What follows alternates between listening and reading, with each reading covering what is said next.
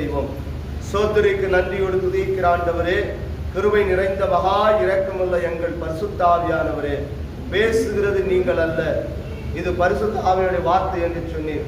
மனுஷனுடைய சுய கற்பனைகளை போதனையாக்கி உபதேசங்களாய் போதிக்காதபடிக்கு ஜீவனுள்ள வார்த்தை என்னவோ அந்த வார்த்தைகளை கர்த்தாவே சத்தியத்தை சத்தியத்தின் பிரகாரமாய் போதிக்க தேவனாகிய கர்த்தாவே உடைய கிருபையுள்ள கரங்களில் ஒப்பு கொடுக்கிறோமப்பா.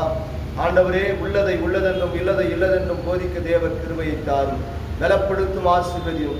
இயேசுவின் நாமத்தில் ஜெபிக்கிறோம் ஜீவனம் வரணுமல்ல எங்கள் நல்ல தகப்பனே, ஆமென். வேதத்திலே பார்க்கிறோம், தேவனுடைய ராஜ்யம் பரலோகத்திலே எப்படி நடக்க போகிறது, எப்படி கர்த்தர் நடத்த போகிறார் என்பதை குறித்துதான் இந்த நாட்டிலே நாம் தியானிக்க போகிறோம். ஹல்லேலூயா. இயேசு கிறிஸ்து யார்? இந்த பிதாவாகிய தேவன் எந்த இடத்துல வீற்றிருக்கிறார், அவர் சிங்காசனத்தில் என்ன காரியத்தை செய்கிறார் என்பதை குறித்து யோவானுக்கு கர்த்தர் வெளிப்படுத்துகிறார். பத்மத்தீவிலே அந்த யோவானுக்கு இயேசு கிறிஸ்துவோடு வாழ்ந்த சீசனுக்கு வருகிற காரியங்களை குறித்து அவர் வெளிப்படுத்துகிறார். பாருங்க, வேதத்தில் நாம் பார்க்கிறோம், ஒன்று ஏசாயா தீர்க்கதரிசிக்கு பிதாவாகிய தேவன் எப்படி மாமிசத்தில் வரப்போகிறார் என்பதை குறித்து அங்கு வெளிப்படுத்தினார். இங்க யோவானுக்கு என் தேவனாகிய கர்த்தர் உலகத்தின் முடிவை குறித்து அங்கு வெளிப்படுத்துகிறார். அப்போ தேவனுடைய ராஜ்யம் அங்கு பரலோக ராஜ்யத்திலே நாம் எடுத்துக்கொள்ளப்படும் போது சிங்காசனத்திற்கு முன்பாக நடக்கக்கூடிய காரியங்களை குறித்து இந்த நாட்டில் நாம் தியானிக்க போகிறோம். ஹல்லேலூயா. வாசிப்போம். வெளிப்படுத்தினல் விசேஷம் 4ஆம் அதிகாரம் 6வது வசனத்திலிருந்து வாசிப்போம். அந்த சிங்காசனத்திற்கு முன்பாக பளிங்குக்கு ஒப்பான பாருங்க, அங்கு வேதம் சொல்லுகிறது, பளிங்குக்கு ஒப்பான கண்ணாடி கடல் இருந்தது. அந்த சிங்காசனத்தில் மத்தியிலும் அந்த சிங்காசனத்தை சுற்றிலும் 4 ஜீவன்கள் இருந்தன. பாருங்க, அவைகளின் முன்புறத்திலும் பின்புறத்திலும் அது கண்களால் நிறைந்திருந்தன. பாருங்க, முதலாம் ஜீவன் அது சிங்கத்துக்கு ஒப்பாகவும், இரண்டாவது ஜீவன் அது காளைக்கு ஒப்பாகவும், மூன்றாவது ஜீவன் அது மனுஷனுடைய முகம் போலவும், நான்காவது ஜீவன் பறக்கிற கழுகுக்கு ஒப்பாகவும் இருந்தது. பாருங்க, 4 ஜீவன்கள் மத்தியிலே உலாவுகிறவர் ஒரே சிங்காசனம். அந்த சிங்காசனத்திலே எப்படி இருக்கான்? 4 உருவம் கொண்ட ஒரு சிங்காசனம். அது பூமி எங்கும் கண்ணோக்கி பார்க்கிற கண்கள் நிறைந்ததாய் காணப்பட்டது. பளிங்குக்கு ஒப்பான கடல், அந்த பளிங்குக்கு ஒப்பான கடலிலே மத்தியிலே ஒருவரும் காணக்கூடாத ஒளியிலே வாசமாய் இருக்கிற என் தேவனாகிய கர்த்தர் அங்கு வீற்றிருக்கிறார். ஹல்லேலூயா. வாசிப்போம். அந்த 4 ஜீவன்களிலும் ஒவ்வொன்றும் ஒவ்வொரு சிறகு உள்ளவைகளாகவும் சுற்றிலும் உள்ளவைகளும் அது கண்களால் நிறைந்தவைகளுமாய் இருந்தன. அவைகள் இருந்தவரும் இருக்கிறவரும் வருகிறவருமாகிய சர்வ வல்லமையுள்ள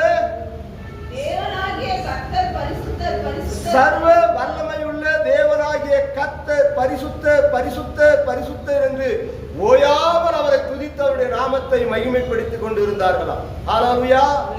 அந்த சிங்காசனத்தை சுற்றிலும் 24 மூப்பர்கள் சூழ இருந்தவரும் இருக்கிறவரும் வரப்போகிறவர். இருந்தவர் யார்? அவர்தான் பிதாவாகிய தேவன். இருக்கிறவர் யார்? அவர்தான் பரிசுத்த ஆவியானவர். வருகிறவர் யார்? அவர்தான் கர்த்தராகிய இயேசு கிறிஸ்து. இம்மூவரும் ஒருவரே, ஒரே தேவன். அவர் திரியேக தேவனாக தன்னை வெளிப்படுத்துகிறார். ஹல்லேலூயா. இதை குறித்து தான் நம்ம வேதத்தில் இந்த நாட்களை நாம் தியானிக்க போகிறோம். ஹல்லேலூயா. இந்த பிதாவாகிய தேவன் யார்? அந்த இயேசு கிறிஸ்துவானவர் யார்? பரிசுத்த ஆவியானவர் யார்? அவர் எங்க வீற்றிருக்கிறார்? அவர் எந்த இடத்திலே அவர் அமர்ந்து இருக்கிறார் என்பதை குறித்து இங்க வேதத்தில் நமக்கு என்ன பண்ணிருக்கு? தெளிவாக எழுதப்பட்டு இருக்கிறது. ஹல்லேலூயா. வாசிப்போம். வெளிப்படுத்தினல் விசேஷம் 5ஆம் அதிகாரம் நாம் 1 வாசிப்போமானால், அன்றியும் பாருங்க, உள்ளும் புறம்பும் எழுதப்பட்ட 7 முத்திரைகளால் முத்திரைகளாய் பட்டிருந்த பாருங்க, ஒரு புஸ்தகத்தை சிங்காசனத்தின் மேல் விட்டிருக்கிறவர் கரங்களிலே, அவருடைய வலது கரத்திலே நான் கண்டேன். புஸ்தகத்தை திறக்கவும் அதன் முத்திரைகளை உடைக்கவும் பாத்திரவான் யார் என்று மிகுந்த சத்தமிட்டு கூறுகிற பலமுள்ள ஒரு தூதனை நான் கண்டேன். வானத்திலாவது பூமியிலாவது பூமியின் கீழாவது ஒருவனும் அந்த புஸ்தகத்தை திறக்கவும் அதை பார்க்கவும் கூடாது இருந்தது. ஒருவனும் அந்த புஸ்தகத்தை திறந்து வாசிக்கவும் அதை பார்க்கவும் காணப்படுவதற்கு பாத்திரமாய் காணப்படாததினால் நான் மிகவும் அழுதேன். யோவான் சொல்லுகிறார், இதை கண்டபோது அந்த சிங்காசனத்தில் வீட்டிற்குரிய கரங்களில் இருக்கிற புஸ்தகத்தை வாங்கக்கூடாதபடிக்கு ஒருவருக்கும் தகுதி இல்லையே என்று சொல்லி நான் மிகவும் துக்கப்பட்டு கண்ணீரோடு அழுதேன். அப்பொழுது மூப்பர்களில் ஒருவன் என்னை நோக்கி, நீ அழ வேண்டாம், இதோ யூதா கோத்திரத்து யூத சிங்கம், அவர்தான் கர்த்தராகிய இயேசு கிறிஸ்து. ஹல்லேலூயா. ராஜ யூத சிங்கம், அது தாவீதின் வேறுமானவர். ஹல்லேலூயா. தாவீதின் வேறுமானவர். அவர்தான் யார்? கர்த்தராகிய இயேசு கிறிஸ்து. ஹல்லேலூயா. புஸ்தகத்தை திறக்கவும் அதன் 7 முத்திரைகளை உடைக்கவும் ஜெயம் கொண்டு இருக்கிறார் என்றான். ஹல்லேலூயா. அதை புஸ்தகத்தை வாங்குவதற்கு, அதை திறப்பதற்கு, அந்த முத்திரையை உடைப்பதற்கும் ஒருவருக்கு மாத்திரம்தான் அதிகாரம் உண்டு. அவர்தான் கர்த்தராகிய இயேசு கிறிஸ்து. வேத வாக்கியங்களை நாம் ஆராய்ந்து அறிவோமானால், ஒவ்வொரு முத்திரைகளையும் உடைக்கப்படும் போது தேவனுடைய வார்த்தைகள் ஒவ்வொன்று நிறைவேறிக் கொண்டிருக்கிறது. இப்பொழுது பாருங்க, வேத வார்த்தையின் பிரகாரமாய் பார்ப்போமானால் 4வது முத்திரை உடைக்கப்பட கர்த்தர் சித்தம் கொண்டிருக்கிறார். கர்த்தர் சொன்ன வார்த்தை நிறைவேறும்படியாய் உலகத்திலே 1/4 ஜனம் என்ன பண்ணுவாங்க? மரித்து போவார்கள். ஹல்லேலூயா. தேவனுடைய வருகைக்கு முன்பாக நடக்கக்கூடிய அடையாளம் 4ஆம் முத்திரையை உடைக்கப்படும் போது, ஹல்லேலூயா, தேவ திருவசனம் நிறைவேறிக் கொண்டு இருக்கிறது. நம் கண் கூட இப்ப கண்டு கொண்டு இருக்கிறோம். அதை உடைக்கவும், அதை திறக்கவும், அதை வாசிக்கவும் தகுதி உள்ள பாத்திரவான் யாராம்? அவர்தான் கர்த்தராகிய இயேசு கிறிஸ்து. இந்த கர்த்தராகிய இயேசு கிறிஸ்து யார்? அவர்தான் மகாதேவன், அவர்தான் பிதாவாகிய தேவன். நீங்க 1 கொரிந்தியரின் புஸ்தகம் 3ஆம் அதிகாரம் 16 வாசிங்க. அன்றியும் தேவபக்திக்குரிய ரகசியமானது யாவரும் ஒப்புக்கொள்ளும்படியே மகா மேன்மை உள்ளது. தேவன் மாமிசத்தில் வெளிப்பட்டார். ஹல்லேலூயா. யாவரும் ஒப்புக்கொள்ளும்படி இயேசு கிறிஸ்துவானவர், அந்த பிதாவாகிய தேவன் மாமிசத்தில் வெளிப்பட்டார். அதனால்தான் யோவான் எழுதின சுவிசேஷம் 1ஆம் அதிகாரத்தில் நாம் வாசிப்போமானால், ஆதியிலே வார்த்தை இருந்தது, அந்த வார்த்தை தேவனிடத்தில் இருந்தது, அது தேவனாகவே இருந்தது. ஹல்லேலூயா. அந்த வார்த்தை தான் பாருங்க, காணக்கூடாத ஒளியிலே வாசமாய் இருக்கிற என் தேவனாகிய கர்த்தர் இந்த பூமியிலே வார்த்தையினாலே சகலத்தை அவர் சிருஷ்டித்தார். வார்த்தையினாலே சகலத்தை இந்த பூமியிலே உண்டாக்கினார். ஹல்லேலூயா. யார் அவர்? அவர்தான் கர்த்தராகிய இயேசு கிறிஸ்து. அவர்தான் பிதாவாகிய தேவன்.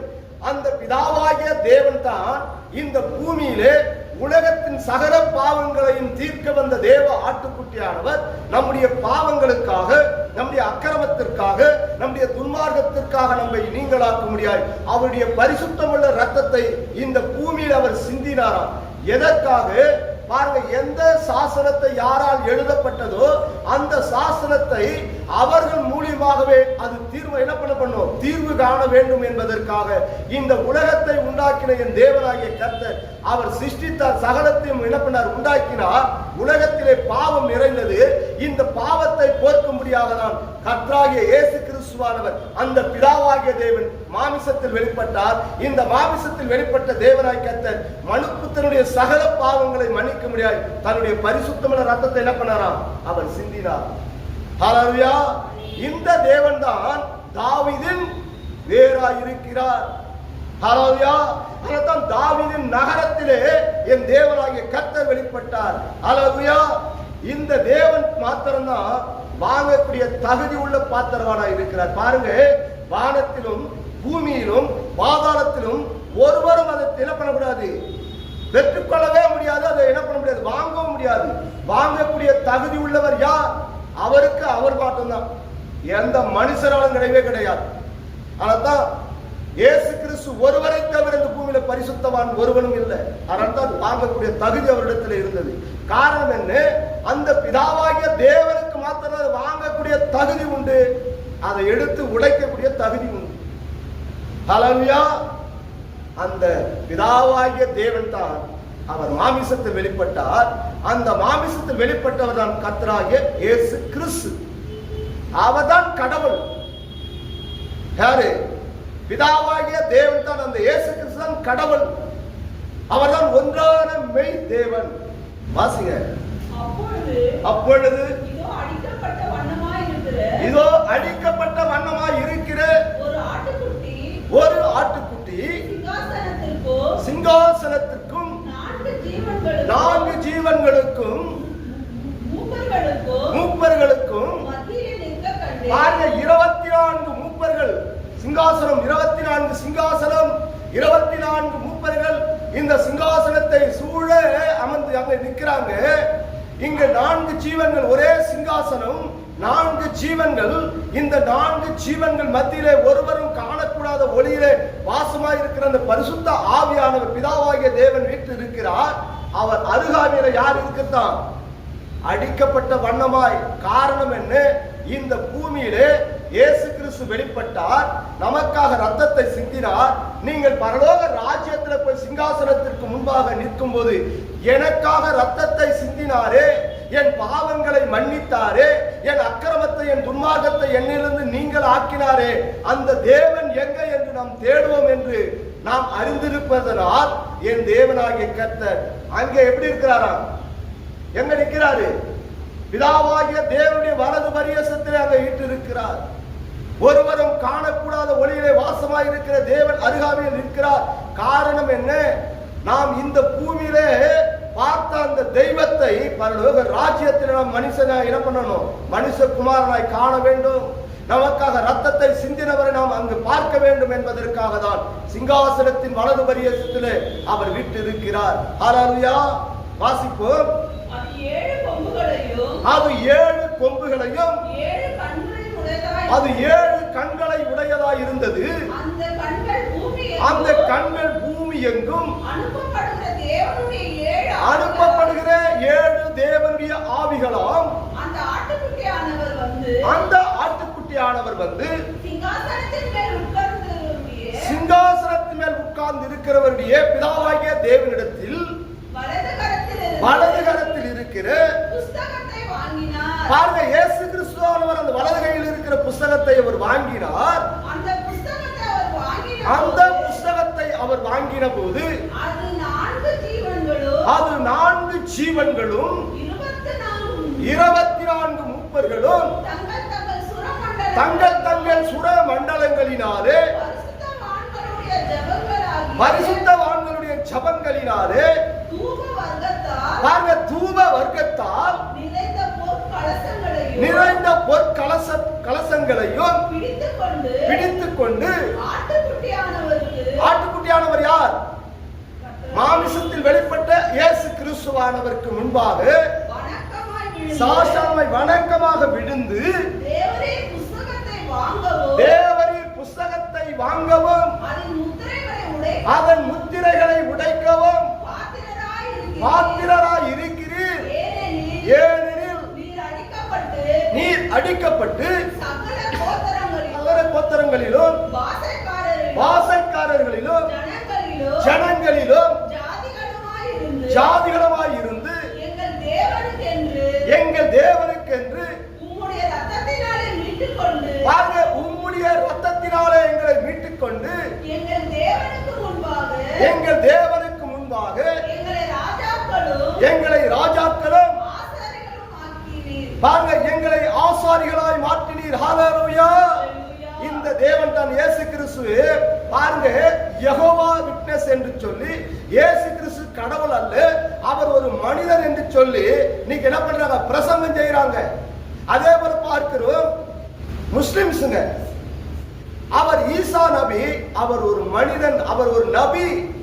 இங்க வேதத்தை வாசிப்போம்னால் மத்தேயு சுவிசேஷத்தின் புத்தகம் 4ஆம் அதிகாரம் 8, 9, 10 வாசிப்போம்னால் இங்க வேதம் சொல்லுகிறது, இயேசு கிறிஸ்துவானவர் 40 நாட்கள் உபவாசமாக இருந்து தேவனாகிய கர்த்தர் உபவாச நாட்களிலே சாத்தான் என்ன பண்றான், மறுபடியும்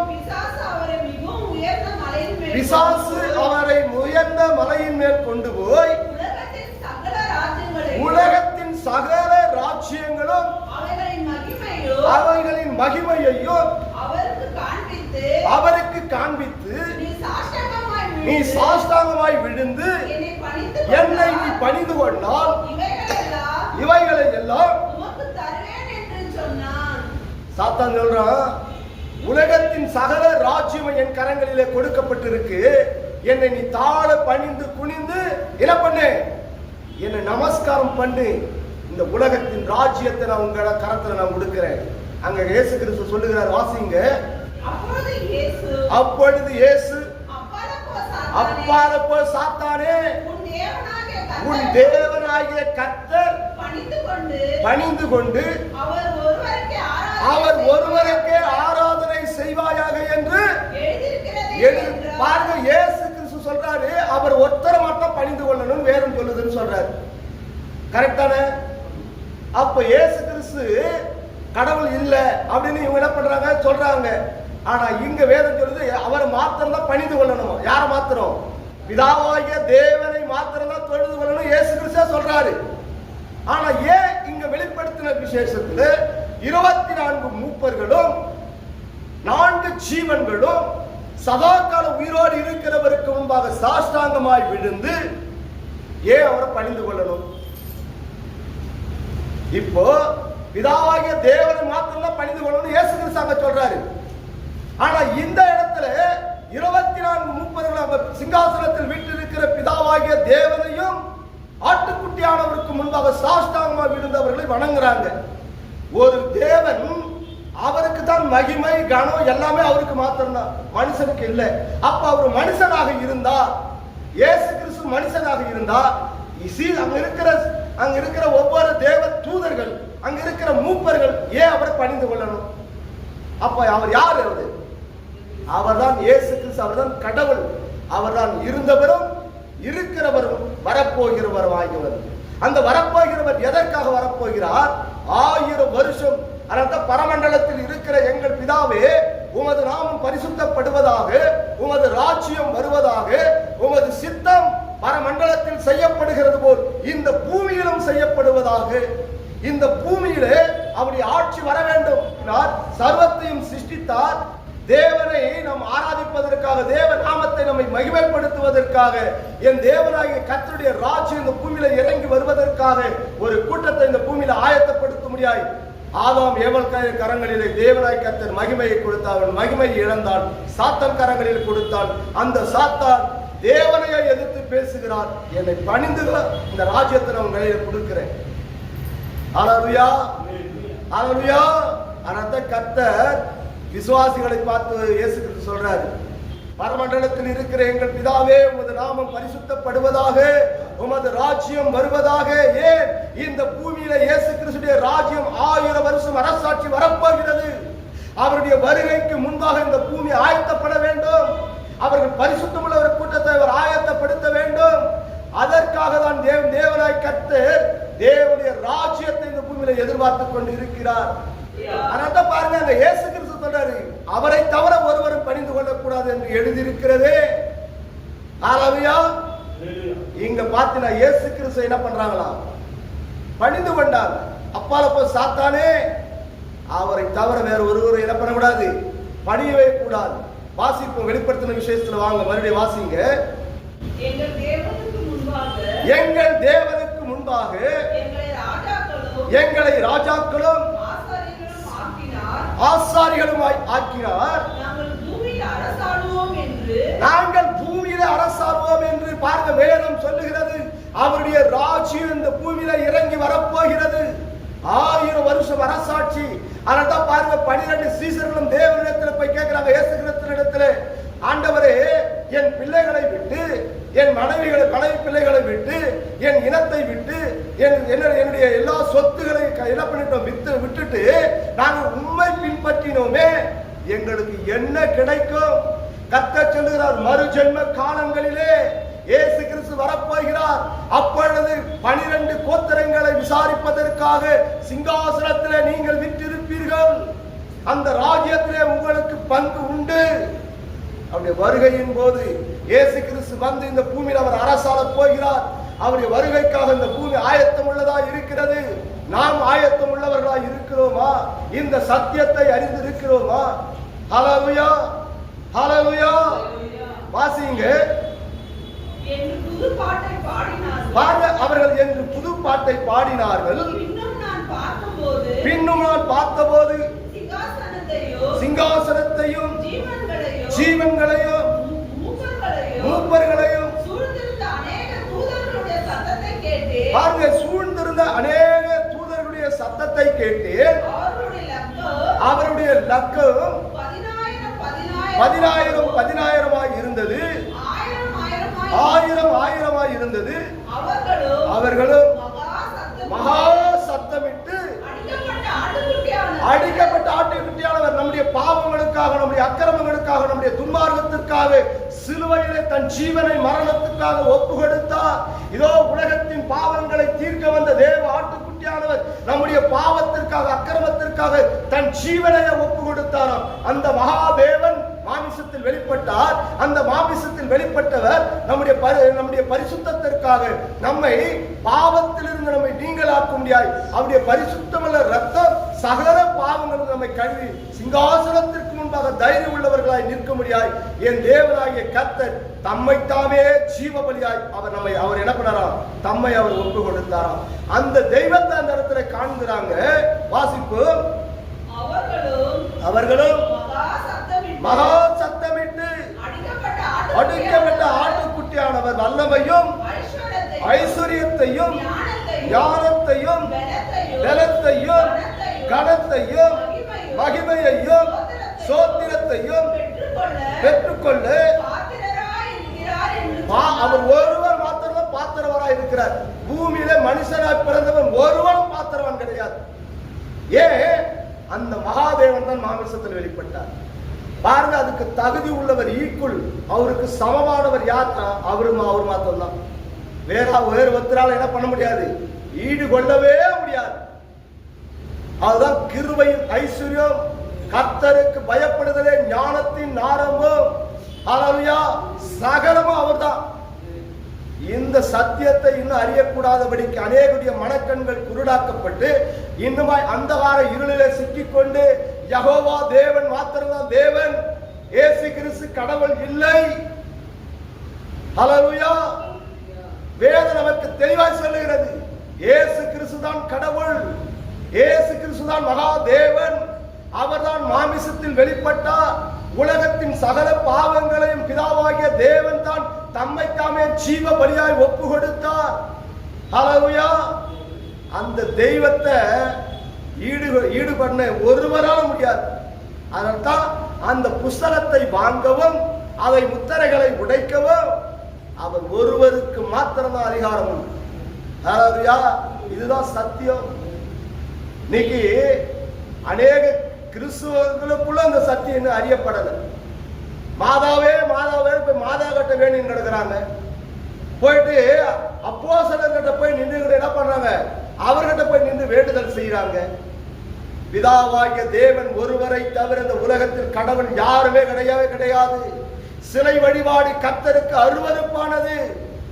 என் தேவனாகிய கர்த்தர் சிருஷ்டிகளை விட்டுவிட்டு சிருஷ்டியை தொழுது கொள்வீர்களானால் கர்த்தர் எப்படி இருக்கிறாரா?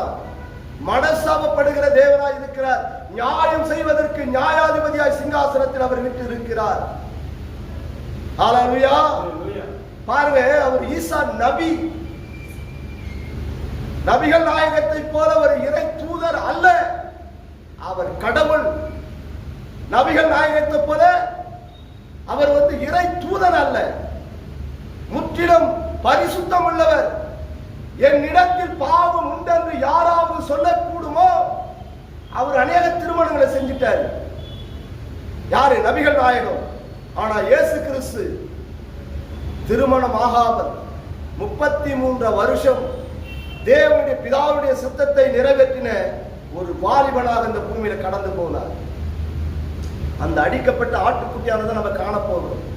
அந்த பிதாவாகிய என் தேவனாகிய கர்த்தர் தான் சிங்காசனத்தின் வலது பரியசத்தில் ஒருவரும் திறக்க கூடாதபடிக்கு ஒருவரும் பூட்டக்கூடாதபடிக்கு திறவுகோலை உடைய தாவீதின் வேர்.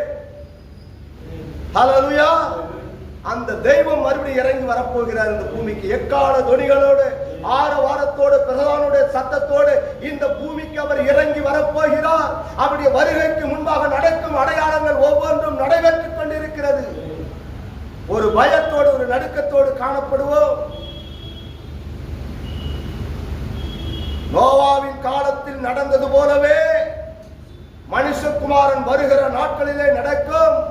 பெண் கொண்டும் பெண் எடுத்தும் புசித்தும் குடித்தும் வெறித்திருப்பார்கள். உணர்வில்லாத ஜனங்கள் இருப்பார்கள். சோதோம் குமாரா பட்டணத்தின் பாவம் கடைசி நாட்களிலே பெருகும். ஆணுக்கான் திருமணம், பெண்ணுக்கு பெண் திருமணம், விபச்சாரம், வேசித்தனம், அசுத்தம், காம விகாரம் கடைசி நாட்களிலே ஏற்படும். நம் கண்கூடாய் கண்டு கொண்டிருக்கிறோம். வாசிங்க. அப்பொழுது வானத்திலும் பூமியிலும் பூமியின் கீழ் இருக்கிற சிருஷ்டிகள் யாவும் சமுத்திரத்தில் உள்ளவைகளும் அவற்றின் உள் அடங்கிய வஸ்துக்களாகவும் சிங்காசனத்தின் மேல் விட்டிருக்கிறவருக்கும். சிங்காசனத்தின் மேல் விட்டிருக்கிறவர் யார்? அவர்தான் பிதாவாகிய தேவன். அடிக்கப்பட்ட ஆட்டுக்குட்டியானவருக்கும் சோத்திரமும் கனமும் மகிமையும் வல்லமையும் சதா காலங்களில் உண்டாவதாக என்று சொல்ல கேட்டேன். அவர் ஒருவருக்கு மாத்திரம்தான் என்ன கனம், துதி, மகிமை. அப்ப ஏன் அங்க அடிக்கப்பட்ட ஆட்டுக்குட்டியானவருக்கு கனத்தி மகிமையை கொடுக்கணும்? சொல்லுங்க பார்க்கலாம். ஒரு பிரதமர் இருக்காரு, ஒரு முதலமைச்சர் இருக்கிறாரு. அவருக்கு ஈக்குவலா இன்னும் ஒரு சிங்காசனத்தை போட்டு உட்கார வச்சா பிரதமர் கோபம் வருமா வராதா? அவரை விட்டுட்டு, பிரதமரை விட்டுட்டு பக்கத்துல இன்னொருத்தர் போய் சேர போட்டு வச்சுட்டு அவரை போய் சாஸ்தாம வீழ்ந்து எல்லாரும் வணங்கினாங்கன்னா அங்க பக்கத்துல இருக்கிற பிரதமருக்கு கோபம் வருமா வராதா? வரும். அப்ப ஏன் அடிக்கப்பட்ட ஆட்டுக்குட்டியான சிங்காசனத்துக்கு முன்பாக இருக்கிறவர்கள் சாஷ்டாங்கமா விடும்போது ஏன் கோபம் வரல? அவர்தான் ஆண்டவர். அவர்தான் மாமிசத்தில் வெளிப்பட்ட பரிசுத்த ஆவியானவர், சர்வ வல்லமை உள்ள தேவன்.